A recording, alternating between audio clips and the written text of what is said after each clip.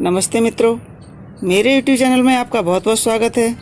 आज मैं आपको कार्तिक मास के दूसरे अध्याय की कथा सुना रही हूँ।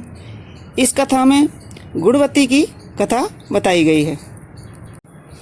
भगवान श्री कृष्ण ने कहा, हे देवी, गुणवती अपने पिता व पति को राक्षस के द्वारा मारे जाने का समाचार सुनकर बड़ा विलाप करने लगी।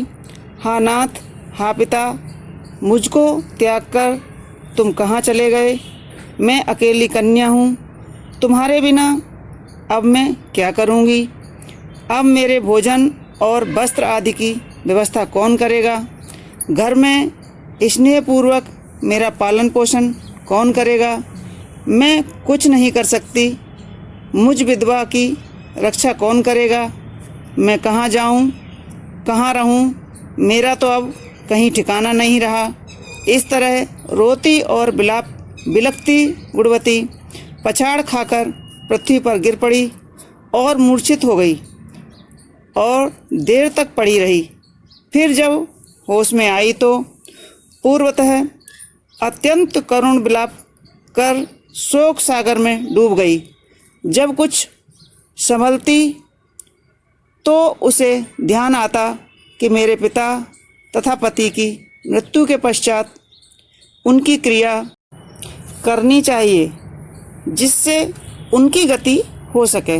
अतः उसने अपने घर की सारी वस्तुएं बेच दीं और उनके बेचने से जो पैसा उसे मिला उससे पिता और पति की श्राद्ध आदि क्रिया की। फिर वह उसी नगर में रहती हुई भगवान विष्णु की भक्ति में आठों पहर रहने लगी। उसने जन्म से लेकर मृत्यु तक नियम पूर्वक सारी एकादशियों के व्रत और कार्तिक के महीने में उपवास तथा व्रत किए। हे प्रिय, यह एकादशी और कार्तिक व्रत मुझको बड़े ही प्यारे हैं। मुक्ति, भुक्ति, पुत्र तथा संपत्ति को देने वाले परम पवित्र हैं।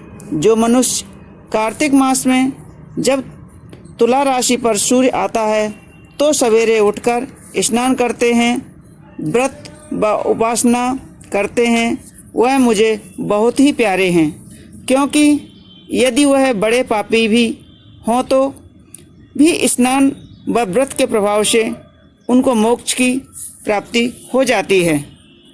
जो मनुष्य कार्तिक में स्नान, जागरण, दीपदान तथा तुलसी के वृक्ष की रक्षा करते हैं, वह साक्षात विष्णु भगवान के तुल्य हैं। जो मनुष्य कार्तिक मास में मंदिर में झाड़ू लगाते हैं और स्वास्तिक बनाते हैं और विष्णु पूजा करते हैं, वे जीवन मुक्त हो जाते हैं। यह सुनकर गुणवती भी प्रतिवर्ष मन लगाकर कार्तिक का व्रत और भगवान विष्णु की पूजा करने लगी। हे प्रिय, एक बार वह ज्वरग्रस्त थी और दुबली हो गई थी, फिर भी किसी न किसी प्रकार गंगा स्नान के लिए चली गई। गंगा तट पर पहुंची भी, किंतु शीत के मारे वह बुरी तरह से काँप रही थी। वह एकदम शिथिल हो गई। तब वह मेरे भगवान विष्णु के दूतों के द्वारा मेरे धाम में आ गई। उसके पश्चात ब्रह्मा आदि देवताओं की प्रार्थना पर जब मैंने कृष्ण का अवतार लिया तो उस समय मेरे गण भी मेरे साथ आए। वह सब इस पृथ्वी पर यादव बने हैं। तुम्हारे पिता, जो कि पूर्व जन्म में देव शर्मा थे, इस समय सत्राजीत हैं। पूर्व जन्म में चंद शर्मा, जो तुम्हारा पति था, वह आकू है। और हे भामिनी, तू ही वह गुणवंती है। वह कार्तिक व्रत का ही प्रताप है जिससे कि तू मेरी अर्धांगिनी बनी है। पूर्व जन्म में तुमने मेरे मंदिर में द्वार पर तुलसी का पौधा लगाया था। वह इस समय तेरे महलों के आंगन में कल्प वृक्ष के रूप में खड़ा है। तुमने जो उस समय जन्म में दीप दान किया था, उसके कारण तुम्हारी देह सुंदर है। तुम्हारे शरीर में शोभा है और घर में साक्षात लक्ष्मी निवास करती है। तुमने चूँकि पूर्व जन्म में अपने समस्त व्रतों का पालन फल पति प्राप्त स्वरूप विष्णु के अर्पण कर दिया था, उसी के प्रभाव से तुम इस समय मेरी प्रिय भामिनी हुई हो। पूर्व जन्म में आजीवन तुमने जो नियम से कार्तिक मास का व्रत किया था, उसका यह प्रभाव है कि मेरा और तुम्हारा कभी वियोग नहीं होगा। इस प्रकार जो कोई कार्तिक मास में व्रत आदि करते हैं, वह मुझे तुम्हारे ही समान प्यारे हैं।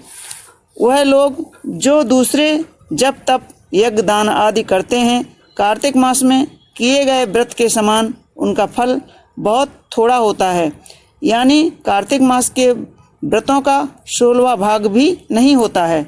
इस तरह से सत्यभामा भगवान श्री कृष्णचंद्र जी से महाराज ने से अपने पूर्व जन्म के पुण्य प्रभाव का सुनकर अति प्रसन्न हुई। बोलो विष्णु भगवान की जय। तो दोस्तों, कैसी लगी हमारी आज की यह कथा, हमें कमेंट्स बॉक्स में ज़रूर लिखें और हमारे वीडियो को लाइक करें, शेयर करें और सब्सक्राइब अवश्य करें। धन्यवाद।